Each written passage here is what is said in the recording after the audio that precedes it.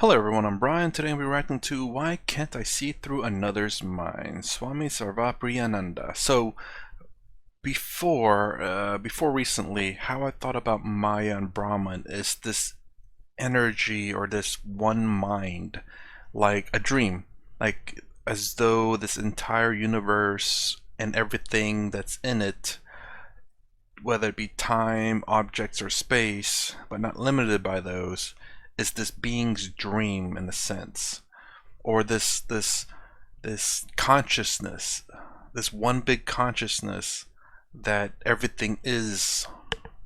And if we're all connected in this way, again, this is how I understood Brahman, Atman, Maya, and before recently. And if in that case, I would say, why can't I? If we're all one, we're all Brahman, then why can't I read your thoughts in your mind? Because we're all the same.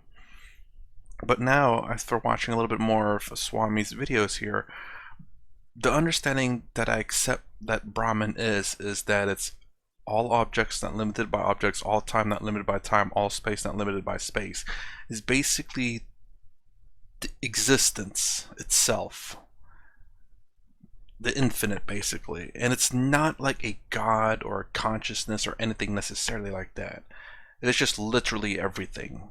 Nothing is not it. That's a weird way to say that. And then Maya, understanding Maya is not some type of creation or not something that's material in the world. It's more of a misunderstanding. So, for example, how do I say? This is a real pen. I am a real person. It's my real fingers and hands. But to say that this object and me are not the same in terms of Brahman is Maya. It's a misunderstanding. It's like to say that this is a toothpick. No, that's a misunderstanding. It's not a toothpick. Just because it has a pointy end to it doesn't mean it's a toothpick. It's not a pencil either. Just because it writes and has a pointy end, it's not a pencil. That's a misunderstanding of what this is. It does what it does. The rope and the snake, Swami's example, is a perfect example of that. Anyways, let's go ahead and get started. So now I understand why you can't see through others' minds, because it's not that way. But I wonder what he has to say. You said that from a dream state, the world of the known sort of pops into existence, but does not really exist outside that state. Thus, it would mean I create my own world, which includes you and all other beings and things that I perceive. If so, why can't I see the world from your perspective, where you are the dweller in my waking dream? I should be able to see this self-creation from various perspectives, not just through one mind and one set of sense organs. Let's take that. All right. Lady, whoever this lady is, good questions. If you have followed the question, Yeah, please. it's a question which comes to everybody. Sometimes if you think about waking, dreaming, and deep sleep. Now, let's take the first part of the question. If you listen carefully, you'll see he said, if I understood you correctly, you said, I am creating the world. If our waking is like dreaming, obviously I create my dream. So in waking, if it's like dreaming, then I am creating this world. Let's stop right there. You're mixing up two things, waking and dreaming. You see, in dreaming, in a dream, Everything is true. you are there in your own dream, are you not? Mm-hmm. You are a person there. And the funny thing though, and it's so crazy, and it's something again, how I like, if you were ever to talk to anyone who has this confusion, is a dream is everything in that dream is you. Everything is in your mind. Your mind created all of this. And yet somehow in that dream, you don't know what people are thinking. You only know what you think. That's so crazy. I never really thought about it that way until I started watching his videos about that. It's so crazy. In the dream world. And you do not call it a dream world. For you, that's like waking. You have no clue that you are dreaming, usually. And the person who is there in that dream world, which you call a dream world only after waking up, in that world, when you are there, that one, you in your dream, is not the creator of the dream. It's just like a person in this world. Just like you don't feel you are creating this world, similarly, you in your dream, you don't feel that you are creating the world. You rather feel, I am here and there is a world outside me which I am interacting with. With me? So that person in the dream does not create the dream world. It's only from the waker's perspective you realize that all of the dream world and the people and the things and the places and the events, including I myself who was there in the dream playing one character, all of that was imagined in my mind. So I will say something about this. I've before I started watching all this, I think people, I have, in my own dream, I have come to realize that I was dreaming a few times, where I'm like, I'm in this dream, I'm like, oh my gosh, I'm dreaming. And once I realized I was dreaming, I woke up. I woke up, and I'm like, oh man, I'm like, oh my gosh, I can't believe I realized I was dreaming, and I went back to sleep. That I think happened 2 or 3 times. But I've heard people are able to sometimes realize they're in a dream and can control the dream. I believe there is this thing that you can buy that you put over your eyes, and when your eyes do the rapid eye movement, the REM sleep, I think it will light up a little bit. I think it'll shine some light into your eyes, not to wake you up, but to realize that you're dreaming, to wake you up enough to realize you're dreaming and to be able to control your dream. Now, I don't know how successful that is, but it's very interesting. Again, I don't have enough to buy, I don't have enough money to buy that. I've come to realize I was dreaming a few times, and I woke up. Once I realized I was dreaming, I woke up. That's only after waking up. Similarly, here also, Advaita does not say, you the individual person, Girish who's asking the question, or Sarvapriyananda, this person is creating the world. Oh, no, no, no. Only from the perspective of consciousness or awareness is that true. From pure consciousness or awareness or the Atman is that true. That awareness distinguished from the mind. Just as the waker's mind creates the dream world, here also in the waking world, it is the pure consciousness or Satchidananda which generates this world, including the subject and the object. You, the subject, and the object, both are superimpositions or names and forms appearing on the background of pure consciousness. Only from the perspective of pure consciousness is the world generated, imagined, projected, not from the perspective of the person Girish or the person Sarvapriyananda. Okay. The second part was, why can't I see it from your perspective then? But you see, in the dream world also you cannot see it from all perspectives. In your dreams, imagine a particular dream which you had, try to recall. There were other people, and you were also there, and you saw those other people only from your perspective, not from their perspective. Although when you wake up, you realize all of them were in your mind. Similarly, when we get enlightened, we realize all beings are appearances in one consciousness. But when you function as a person, people will call you an enlightened person, but you will still function from your perspective.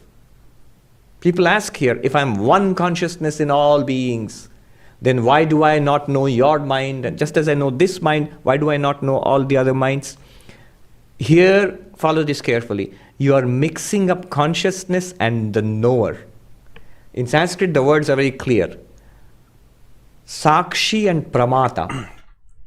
I'm sorry, I didn't mean to pause it, but I think the way I can explain this, at least from my understanding, I'm wondering if I get this right, is because the consciousness does not is unaffected by the world, unaffected by choice, decisions, whatever. It only ever says I and makes a decision based. This is the confusing part a little bit for me.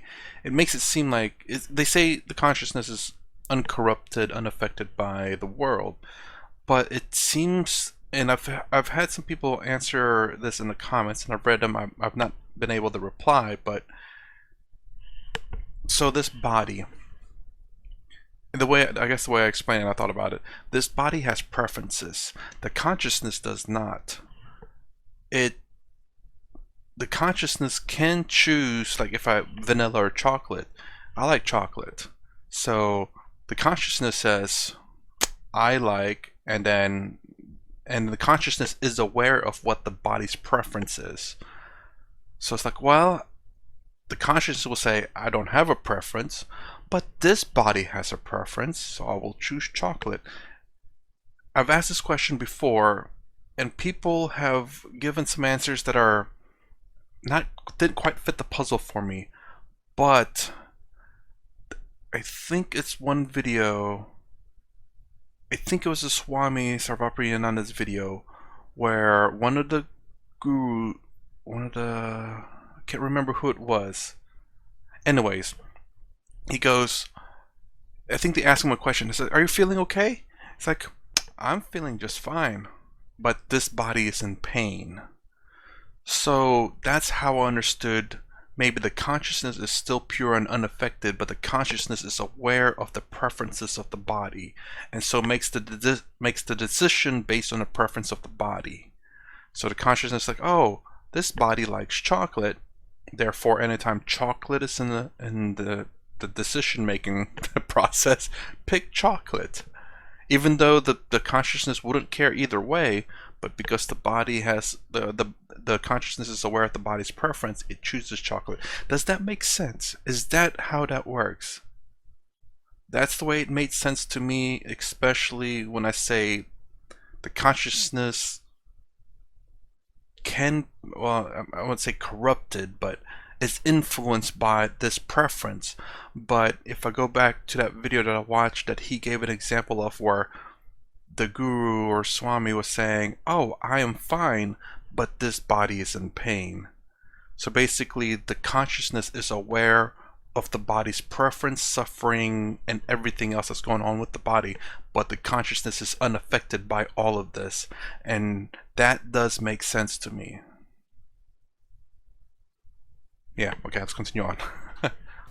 Sakshi is the witness consciousness. Pramata is the witness consciousness plus mind. Right now we are functioning as what? When the moment the word comes functioning, you are consciousness plus mind. The moment you bring in mind, the sense organs and the body and everything is brought in, the person comes alive. So when you say, I know my mind, who's saying that? Not pure consciousness. It's the pramata, the knower, who is saying that. And that knower is limited, fortunately or unfortunately, to one body and mind. Each body and mind functions in the light of that one pure consciousness which we all really are. But when we try to think about it, you are already at the level of the mind. Therefore, you will not be able to think through all minds, through all bodies. In fact, I had this very touching and very sad episode. I got a mail from a gentleman several years ago when I was in India.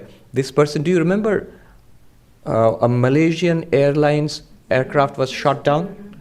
One was lost in the ocean, and just a few months later, another was shot down by a missile over Ukraine. And this gentleman wrote to me saying that the plane was flying from, I think, Netherlands or somewhere, Amsterdam or something, to Malaysia probably. Somewhere in the Belgium, Amsterdam, one of those countries, to Malaysia. And it got shot down over Ukraine. This gentleman said, he was writing from, I think, Amsterdam or somewhere. He said, my girlfriend was on that plane and she died like everybody else. Now I was listening to your talk. Is it possible for me to know the last thoughts in her mind? If I am consciousness, I should be able to, just as I know my own thoughts, can I ever know the thoughts of other people? I will say no. Now that I think about it just a little bit. When we think of pure consciousness, consciousness is not affected by memory also. So again, everything that is in this body's memory, pain, suffering, joy, everything, all emotions, everything that's material.